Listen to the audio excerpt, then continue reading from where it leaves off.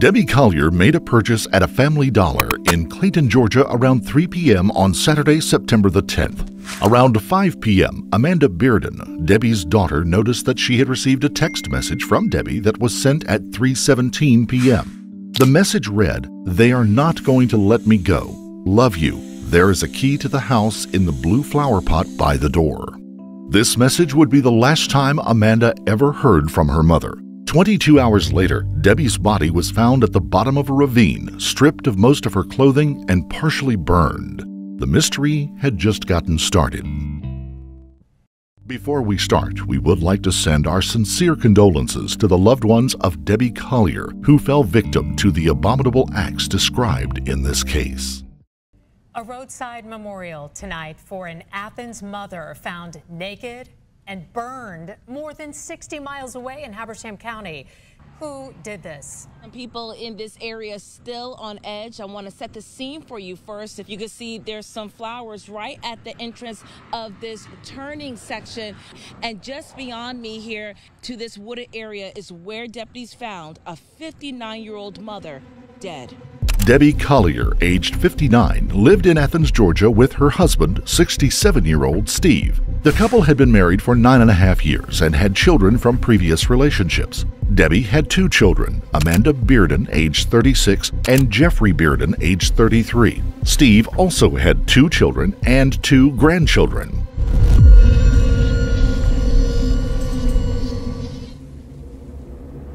Police officers found her body at the bottom of a ravine near Tallulah Falls, Georgia. She was partially naked, lying on her back with burn marks on her abdomen, grasping at a small tree.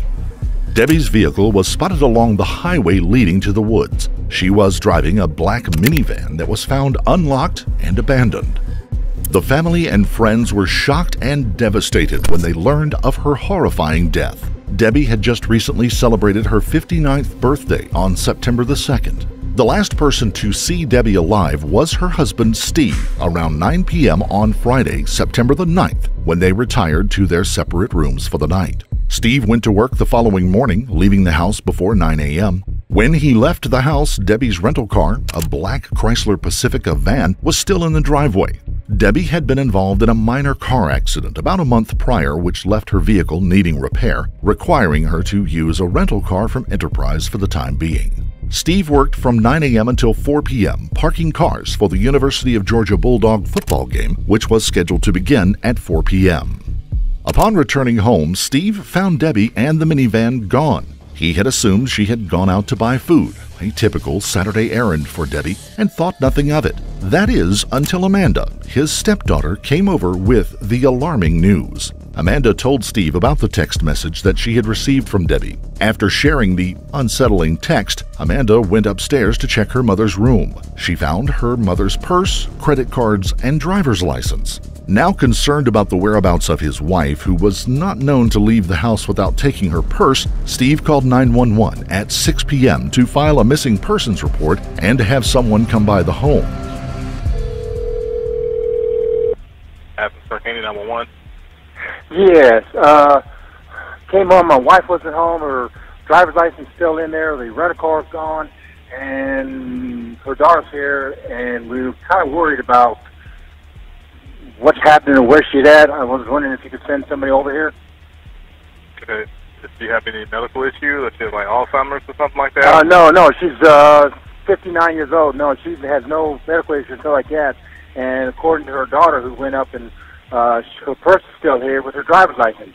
The only thing is the phone is gone, and she sent her daughter a text about 2 hours ago saying, "They won't let me go." Whatever that means, we don't know. And I've been gone all day parking cars for the football game and that's where we're at. After the phone call, a police officer soon arrived at Steve's home. From there, Steve and Amanda re-explained what they knew about Debbie's disappearance. Amanda also showed the officer the odd messages that she had received. Debbie had sent Amanda 2 very odd texts. The first was via Venmo, which showed Debbie had sent her $2,385. The second message read, "They are not going to let me go. Love you. There is a key to the house inside the blue flower pot by the door." After receiving the message, Amanda told the officer she attempted to call Debbie many times, but there was no answer. Sunday morning, September the 11th, Amanda made a couple of calls to the Athens Clark County Police Station. Hi, my name's Amanda Bearden, and I filed a missing persons report on my mother last night, yesterday, excuse me, and I was just wondering if maybe I could speak with the detective that's been assigned to her case. Do you have any further information? I sure do. I mean, do you want the case number? I mean, give me the case number so I can look it up that way. Bear with me just a second. I'm sorry. Okay, that's fine. Okay, it's yes, ma'am. Okay, just a second. And the detective may not actually be in the building yet, so I may have to get you a patrol officer. Okay, so just bear with me just a second. And what kind of update do you have, just so I know what to try to? Oh no, I'm sorry. I didn't mean like I had an update. I just meant. Oh my God! I didn't mean. I'm sorry. I'm not in a clear mental state. This is my mother that's missing. I just wanted to talk to them. I wanted to see if maybe there was something that I could do. I do have the rental agreement number if they needed that. I mean, that's the only thing that I have to offer. So maybe, because she was in a rental car, I do have her rental agreement number. If they could maybe trace the GPS in it.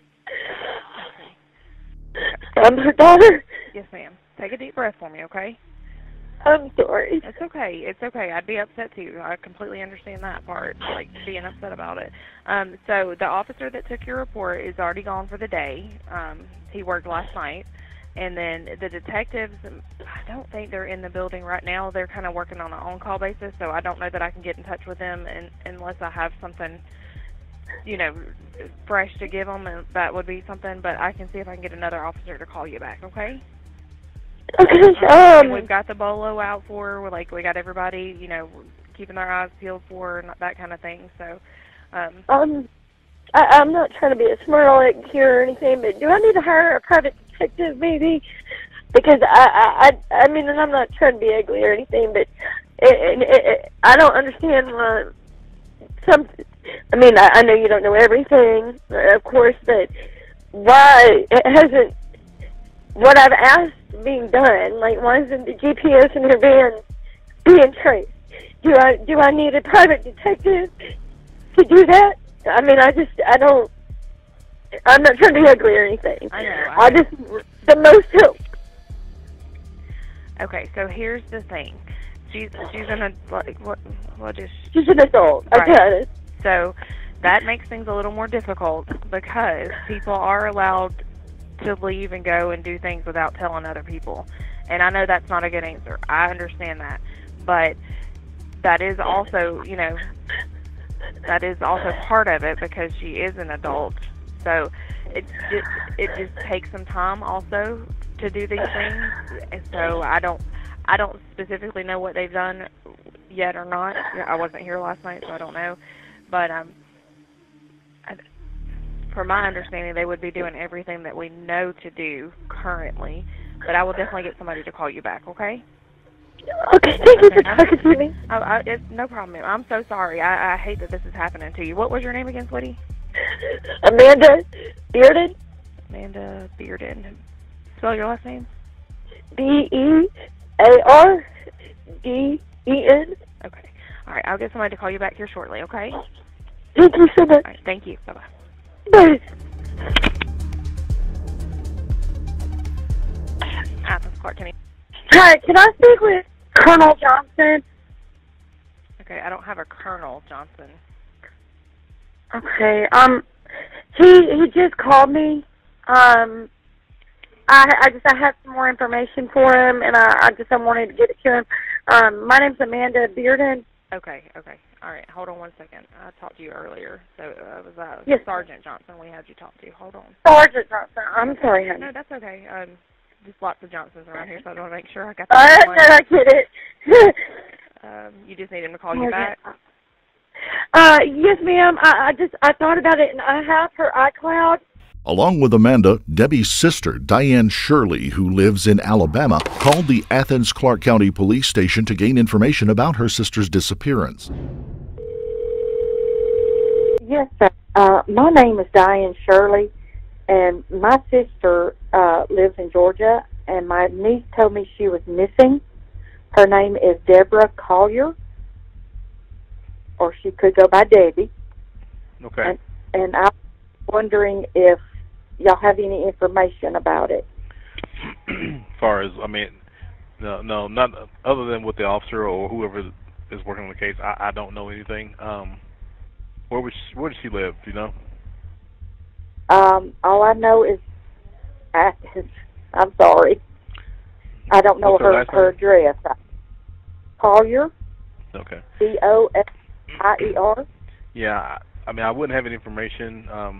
You know, when there's something, they will contact the family. Whenever they, like I said, whenever they have something for that. Okay.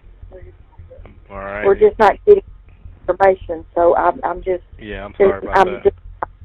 I am really worried about my sister. Okay. And.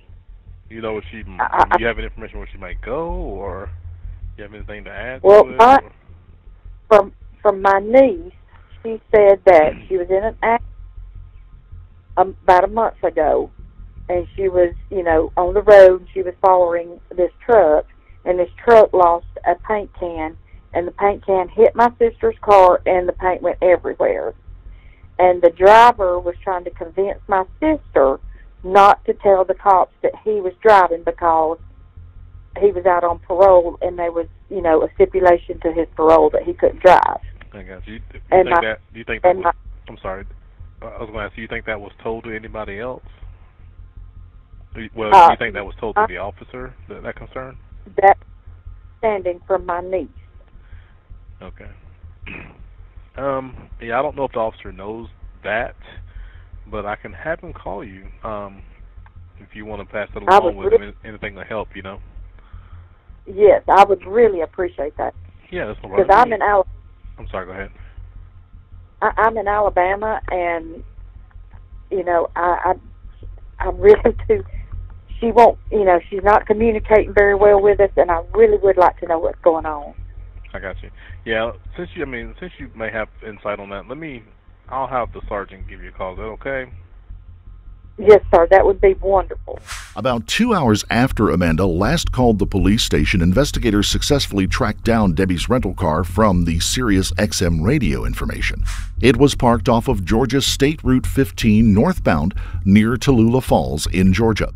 A representative from Sirius XM had contacted Athens police and informed them they had pinged the vehicle and did have its location. The representative stated they believed the minivan was either stopped or pulled over. The minivan was found about 60 miles away from Debbie's home in Athens. Sergeant Ethan Neal from Habersham County was notified by the 911 dispatch of the location of the rental car, and he headed in that direction. He asked Officer Dakota Foster from the Tallulah Falls Police Department to meet him at the scene.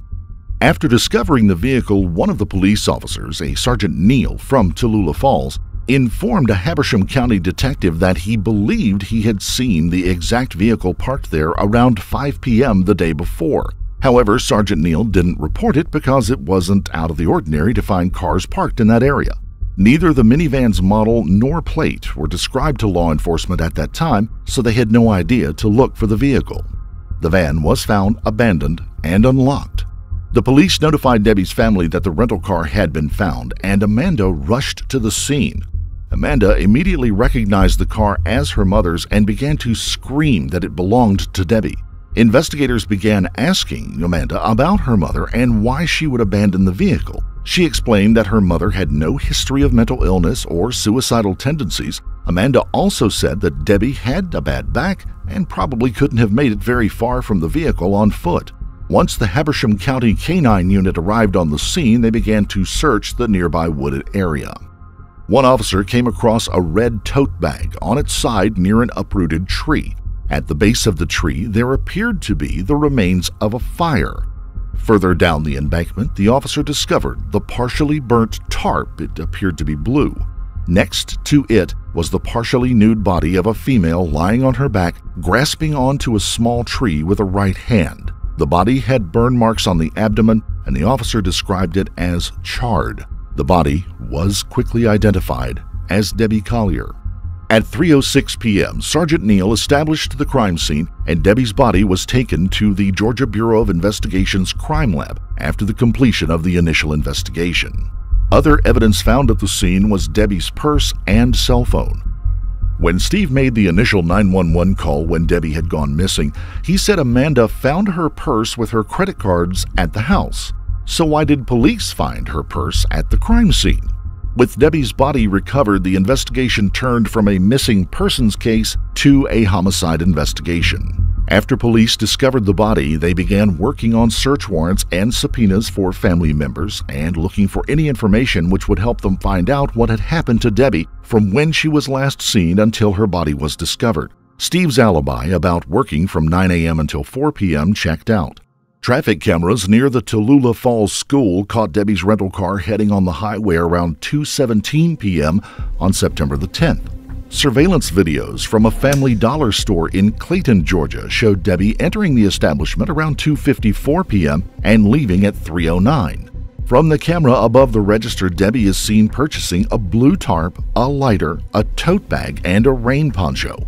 Some of these items were found at the crime scene. Nothing about Debbie's behavior in the video suggested that she was in any kind of distress. She appeared calm as she shopped. In the video, Debbie is seen dressed in all red, wearing a Georgia Bulldogs football jersey. After returning to her vehicle, parking lot cameras showed Debbie sat in the minivan for about 10 minutes, then drove away at 3:19 p.m. It is believed that Debbie sent the peculiar text to Amanda along with the Venmo transaction during those 10 minutes. Though the video shows Debbie making these purchases that resemble some of the items found at the crime scene, Jeffrey, Debbie's son, is not convinced that the woman in the video was his mother, saying that he had a lot of concerns about that woman and whether or not it was his mom in the actual video because to him it didn't appear like her posture. Plus, he couldn't understand why his mom was even there. It doesn't make sense to him why she would be in Clayton, especially when there was a Dollar General that she frequented just a mile or so from their home. Besides sharing the information from the surveillance videos, the police had little to no information regarding any findings or potential suspects. However, various news investigators had discovered some possible evidence and clues in the case. On September 21st, 10 days after Debbie's body was found, the New York Post claimed that they spoke to a neighbor of Steve and Debbie. The Friday night before Debbie disappeared, the neighbor claimed to have heard a commotion at the house. The neighbor further stated, "Somebody comes to visit on the weekends and in the evenings, and there's loud screaming and fighting." The neighbor said this visitor was a younger woman. Many people believe the young woman could have been Debbie's daughter, Amanda. Amanda does have a history of arrests regarding domestic violence disputes with her live-in boyfriend, Andrew Geigerich. Amanda recently lived near her brother Jeffrey in Maryland. A couple of days before Debbie disappeared, Amanda had moved back to Georgia with Andrew.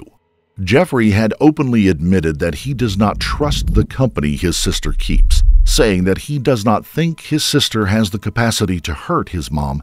"She was my mom's lifeline, but I don't trust the people that my sister hangs out with, and that's my concern." A few days later, while Fox News reporters were at the crime scene, they stumbled upon an unfired bullet about 20 or 30 yards away. The Fox News team handed over the evidence to the investigators. 19 days after discovering Debbie's body, Habersham Sheriff Joey Terrell held a press conference where he and investigator George Kaysen provided information and answered questions regarding the case. However, they stated that there were still details about the case they could not share to avoid any potential suspects from getting a hold of information or jeopardizing the case. During the press conference, it was stated that the autopsy on Debbie's body was still pending. Their only information regarding harm to Debbie were the burn marks on her abdomen.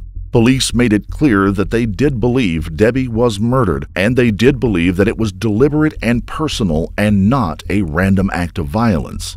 With Debbie's last text being that of sending money to Amanda's move to Georgia 2 days before Debbie disappeared, and her previous arrests from domestic violence, the internet definitely placed Amanda and Andrew in the limelight of potential suspects. But it's not just the history of domestic issues between Amanda and Andrew that made them look suspicious. During domestic disputes, Andrew had accused Amanda of stealing money to buy drugs. At one point, Andrew had a restraining order forbidding him from going anywhere near Amanda. Andrew also has a history of arrests, including a misdemeanor DUI, reckless driving, possession of marijuana, and domestic violence towards Amanda. Amanda, too, had a history of arrests for battery, falsifying a drug test, and making a false police report when she claimed that Andrew had broken into her home that they were actually sharing. With their past issues, Amanda and Andrew have expressed fears of being blamed for Debbie's death. Andrew told a news reporter, "We sleep with stuff in front of our front door and our back door because we didn't have anything to do with this. We're scared ourselves. We had nothing to do with this, so we're just trying to protect ourselves at this point."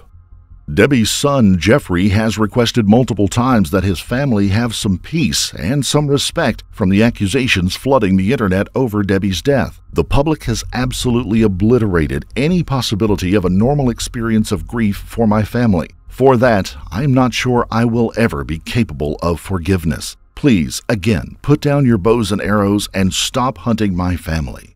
After requesting privacy and respect regarding his mother's passing, Jeffrey came back to social media that same day to express his concerns loudly, especially regarding those handling his mother's case. On Wednesday, October the 26th, Jeffrey shared a Facebook post about an unpleasant discussion with Sheriff Joey Terrell. "I made the poor decision today to reach out to Habersham County law enforcement after several attempts and requests to be brought up to date on any information shared regarding my mother's case. I finally found myself on the phone with the Habersham County Sheriff, Joey Terrell, to express my concerns. My goal in the conversation was to request to be updated on any press briefings, releases, or other pertinent information since my other attempts were not panning out as promised. I was met with a sheriff who did not empathize with my situation, my concerns for my personal and family safety after being doxxed online, or potential leaks coming out of his office despite several media outlets claiming sources within that department. He instead used his time to snicker and laugh at my attempts to discuss my concerns and to tell me directly that he wasn't trying to hang up on me when pressing him on his office's actions. Additionally, he claimed that some of their errors regarding poor communication came from short staffing. But he did remind me that the press has the right to free speech. Well, so do I. So I feel compelled to share my experience with the sheriff because I hung up on him abruptly after he continued to snicker despite my request for him not to laugh at my situation. Unfortunately, the elected sheriff's attitude and lack of understanding does not give me faith or confidence in their ability to handle her deliberate and personal death, nor does his inability to understand my concerns regarding the leaks of information that I only assume is known by those directly working with the investigation. I am no longer feeling emboldened. Now I'm feeling really stuck in a hard place, and I'm asking for the internet's help in this situation to remind me how much people actually care and love for my mother, Debbie Collier." After sharing that extensive message on Facebook, Jeffrey posted a video on Saturday, October 29th to again ask people on the internet for help. Jeffrey says to the perpetrator who murdered Debbie, "I'm not going to stop until you're in jail or on death row." Due to more recent findings in the case in late October, investigators are now guessing whether it was a case of murder or possible suicide. Police officials have not disclosed what led them to believe that the case might be a suicide. Debbie Collier's daughter, Amanda, had been considered a suspect in the case from the earliest days. One of the primary reasons investigators suspected Amanda of the murder in the case of Debbie Collier was because of accusations from her family. She said, "A key family member accused me of murder, and the next thing I know, I'm in a cop car being taken away for interrogation. I went willingly." Amanda went through a traumatic interrogation with, as she described it, a red-headed female investigator who flat out accused her of murdering her mother. Amanda said that she would happily provide her DNA without a lawyer to prove her innocence. A day after Amanda's intense interrogation, police were at the house with a search warrant, and Amanda provided her DNA. Amanda said Andrew also provided his DNA. Even though Amanda was subjected to harsh scrutiny by investigators, she understood the necessity of their tactics and held no grudge against them. Right before Debbie's memorial service, which occurred about 6 weeks after her body was found, Amanda had a confidential interview with investigators that put her on better terms with law enforcement once again. Amanda stated that the Georgia Bureau of Investigation told her that she was no longer considered a suspect in the case. Regarding the $2,385 that Debbie had sent through Venmo, Amanda said police initially froze her account, but once she was cleared, she was allowed access to the money. Amanda's claims of no longer being on the suspect list have yet to be publicly announced by investigators. It is clear that Amanda is not on good terms with most family members, especially since many believe that she is involved in Debbie's death. On November 18th, the Habersham County Sheriff's investigators confirmed through a press release that Debbie's death was caused by suicide. The press release states, "A detailed examination of all gathered information has enabled investigators to determine, based on factual evidence and data, that Mrs. Collier's death was self-inflicted. Furthermore, the GBI Medical Examiner's Office has determined the cause of death was the inhalation of superheated gases, thermal injuries, hydrocodone intoxication, and the manner of death was suicide." Habersham County Sheriff's Office investigators met with family members and discussed the specifics to the investigation prior to the distribution of this release. Unfortunately, this leaves Debbie's family in a state of limbo without any information to provide them with peace of mind about what happened to their loved one. Throughout the investigation of Debbie's death, strife continued to build and tear apart a family at a time when they should have come together to soothe each other's pain and suffering. Hopefully, now that Debbie's death is known to have been self-inflicted, healing for this family, especially Amanda, who suffered the most, can begin. If you found this case compelling, don't forget to like the video, comment down below your take on it, and please subscribe to the channel. Also hit the notification bell in order to stay up to date each time we reveal a new shocking case. Until next time, stay safe. You never know what's lurking in the shadows.